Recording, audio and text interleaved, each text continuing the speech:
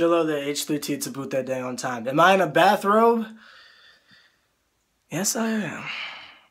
Yes, I am.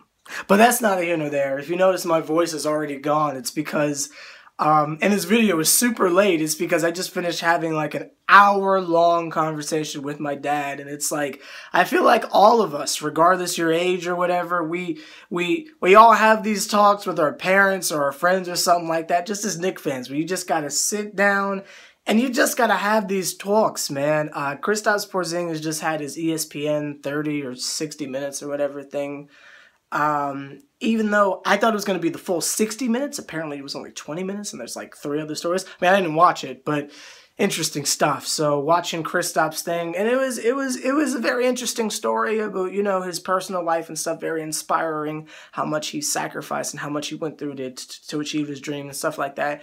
And you have to forgive me, I don't feel comfortable talking about people's personal lives like that. That's not really my thing, just because I'm like a critic, and I don't critique people's personal lives because I don't know them. Like, if I'm going to call Porzingis a bum, it's going to be because of his skill set or lack thereof. I'm not going to comment on Kristaps personally. I don't know him. He seems like a great dude. I mean, that's not cool. I don't attack people personally. I go at their skill and stuff like that, which some people might not really believe me on. But yeah, I don't attack people personally. I go at their skills or lack thereof or whatever. And on that note, my views on Kristaps' game. Again, not him as a person. Side note, that, bro, Kristaps with the Kristaps got that slick back joint.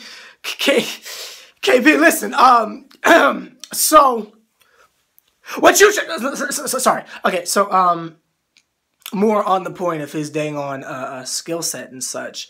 You guys know my opinion on him. I think he's a tad bit overrated, and overrated kind of has a negative connotation, but I want to look at the actual definition of the word overrated. Overrated as in, I feel like we build him up to be a little bit too much, and he's a second-year player. I mean, he's good and he's going to get better, but to compare him to, say, like, I don't know, like an Anthony Davis, I just think it's too soon for those kind of comparisons. And I don't think it does him justice, to be quite honest. He's good, yeah, but I don't think he's as great as the media and we as fans make him out to be. He's great, but he's not Jordan. You feel me? I think people kind of jump out the window. And I'm not saying he won't ever be, but I'm saying right now he's not. And I think by the definition of overrated, not saying he's trash, I'm just saying that I think we're giving him a little bit too much. Let him get there first. I definitely see the potential too,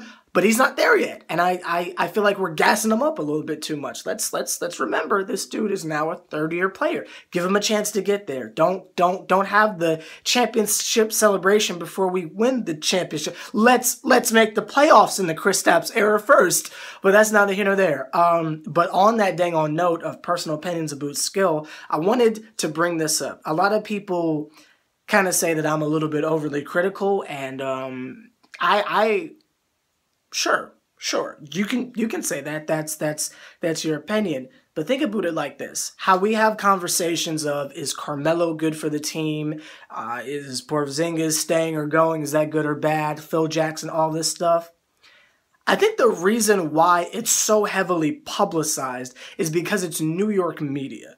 Really think about that for a second. Because you go to any other team, everybody's got problems, man. Even in the golden years of Kobe. I mean, you ask any legitimate Laker fan going through it, they probably say that bum don't pass the ball enough, gotcha. You feel me? Everyone's got their own thing. Look at the poor Chicago Bulls, gosh dang it. Fred Hoiberg is getting away with murder over there. They don't let go of Derek, Joakim, Taj Gibson, Jimmy Butler. How do you get rid of your entire starting lineup and I mean, gosh dang it. How is he getting away with that? How is that not the top story on ESPN? And Bulls fans are sounding off about it, but you don't really hear those cries. Everyone's got something that you can say, oh, you're being overly critical, but you're not going through it. when they show highlight packages of Kristaps Porzingis or Carmelo Anthony making these impossible shots, we roll our eyes and say, yeah, that's the 3 times that worked, but what about the other 81 games where we watch these bums brick and miss? You feel me? They would say that we're being overly critical and rude, but no, we just have our own. Do you see where I'm going with this? Let's take OKC, right? Okay, Phil Jackson is a terrible GM, but what about what's going on over there? They had Serge Ibaka, they had Reggie Jackson, they had James Harden coming off the bench, Kevin Durant and Westbrook at the same dang on time.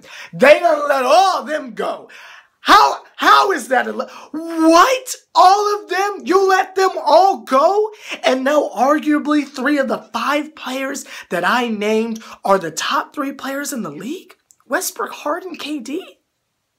Tell one of these 15-year-olds who weren't watching 3 years ago that all of them were on the same team at one point and James Harden was coming off the bench.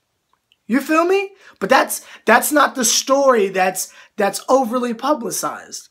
I'm going at it from 2 points. One, I might be overly critical. You might be overly critical. But are we really? Because everyone's got something they're complaining about. Unless you're Golden State. Even Cavs fans are like taking shots saying, oh, is Kevin Love... As a Knicks fan, I'd like to go to the finals and lose. Sign me up for that. Even when we were winning, we were saying, fire Mike Woodson. Wouldn't you like to be in those second round days again? You feel me? Every franchise, every team's going through something, so it might look overly critical from the outside. When I say things like they're comparing Kristaps to Anthony Davis or something like that, and that's a stretch, a Pelicans fan could be saying, Anthony Davis, he ain't that good. I watch that bum every night. You feel me? We wouldn't know. We don't watch their games like that. All we do is watch highlights. So what I'm trying to say is, number one, don't let this very heart-tugging story of Kristaps Porzingis distract you from the fact that there are some flaws in the man's game and he is going to get better. But just don't throw everything out the window just because he's got a great story. Because we're not talking about Kristaps the person. We're talking about Kristaps the player. That's number one. Number two, when you see someone supporting a team that you don't watch with, we might not see it as legitimate, but gripes and struggles. Remember how they were talking all that trash about Derrick Rose, then we got him, and all of a sudden all the Bulls fans love him, and they miss him, and they've got like murals of him in the street? Right? That's because they watched all 82 games. They saw the fact that the man don't play a lick of defense. I thought Derrick played defense. You feel me? But how would I know? I'm a Knicks fan.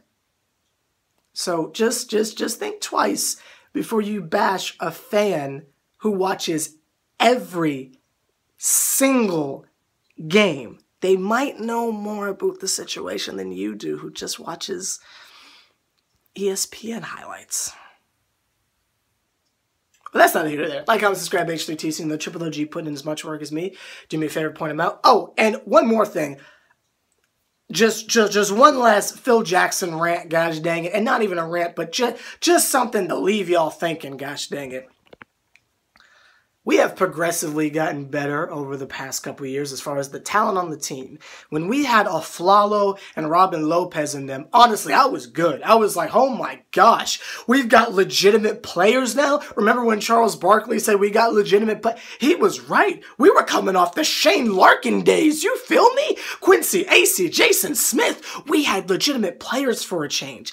Then we upgrade to Joakim Noah, and Derrick Rose, and Courtney Lee, and Brandon Jennings? Derrick was screaming super team. We were legit, look back at the videos, we were legitimately saying, holy friggin' crap, is this the best team we've ever had? And we still suck. We got worse. But you can't blame the players for that. That's Phil, gosh dang it. We can't even get on Hornacek because he didn't even coach it. That's Phil. And I know I said that was the last thing, but I want to bring up another thing. Just real quick. My bad, it's going to be a long video, but one other thing I want to bring up, because it needs to be said from the perspective of a Knicks fan, gosh dang it. And I'm going to do a video on this one day, but the reason why, I can't speak for everyone, but I can tell you why I wasn't too thrilled with drafting Kristaps Porzingis. And this was back then. And also, you can watch my freaking video on it. I've been making videos for like 3 years now. You can go back and see the video I made when we drafted him. I've been covering the Knicks drafts for like 3 years now, but that's neither here nor there. But the reason why I booed, because, well, I didn't boo, but I just wasn't happy. I was more so angry with Phil Jackson. I didn't really have an opinion on Kristaps because, as you can see by my draft videos this year, I don't pay attention to these kids, so I don't know who they are. I didn't know who Kristaps was. So everybody outside of New York media likes to think we're all that like 10-year-old. We're all that little kid who was like, oh my gosh, they drafted Kristaps. Yeah, that's a child. Of course he's gonna have that reaction. He's a child. We're not all children, believe it or not. But that's neither here nor there.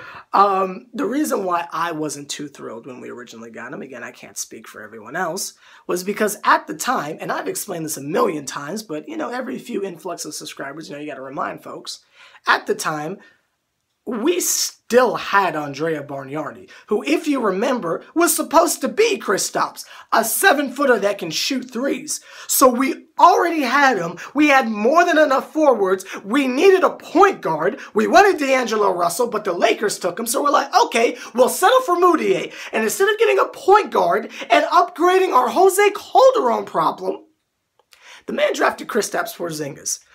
Again, we already had a 7-footer that shot threes. That's why a lot of us were upset. Again, I have to say a lot because some people are stupid and they were legitimately booing him. But that's why I was not thrilled, because we already had a 7-footer that shot threes. We needed a point guard, but that's not here nor there. So, like, comment, subscribe, H3T, see Triple OG, putting in as much work as me. Do a favor, point him out. Little quick, long Knicks, well, quick, long, that doesn't make sense.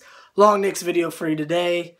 Got you guys with some Lil Wayne stuff later tonight. See another Triple OG putting in as much work as me. Do me a favor, point him out. We'll go play some basketball. Gosh dang it. See y'all later.